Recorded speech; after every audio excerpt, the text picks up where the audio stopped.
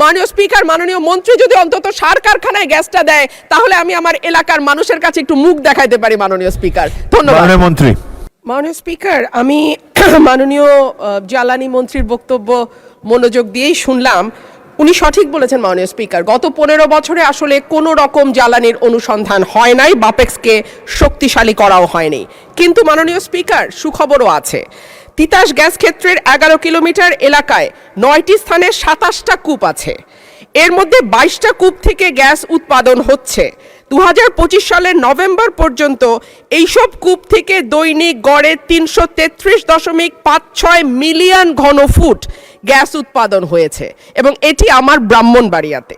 এর মধ্যে আরও একটি সুখবর আছে মাননীয় স্পিকার, এই মাসের 19 তারিখ থেকে ব্রাহ্মণবাড়িয়ার তিতাস গ্যাস ফিল্ডে নতুন গভীর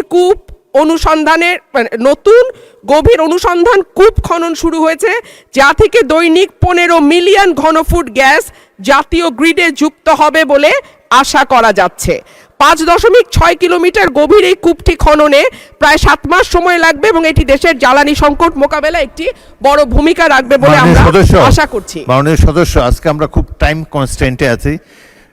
মাননীয় স্পিকার, আপনি মন্ত্রী তো বলেছেন যে উনি চেষ্টা করবেন আরো গ্যাসের রিজার্ভ আরো বাড়াবেন এবং যদি আরো বাড়ে তাহলে সফল হলেই আপনার ওখানে। মাননীয় স্পিকার, একটা কথা তাহলে একটু মন্ত্রী মহোদয়কে আমি স্মরণ করিয়ে দেই।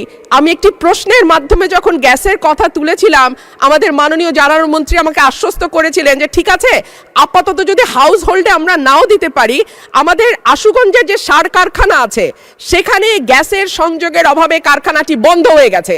মাননীয় স্পিকার, মাননীয় মন্ত্রী যদি অন্তত সার কারখানায় গ্যাসটা দেয় তাহলে আমি আমার এলাকার মানুষের কাছে একটু মুখ দেখাইতে পারি। মাননীয় স্পিকার, ধন্যবাদ। মাননীয় মন্ত্রী। প্রবাসীদের জন্য নির্মাণ হচ্ছে দেশের প্রথম স্মার্ট সিটি, যেখানে থাকছে স্কুল, মসজিদ, হাসপাতাল, সুইমিং পুল, হেলিপ্যাড, পাঠাগার, জিম, সুপারমার্কেট, শিশু পার্ক সহ সকল নাগরিক সুবিধা।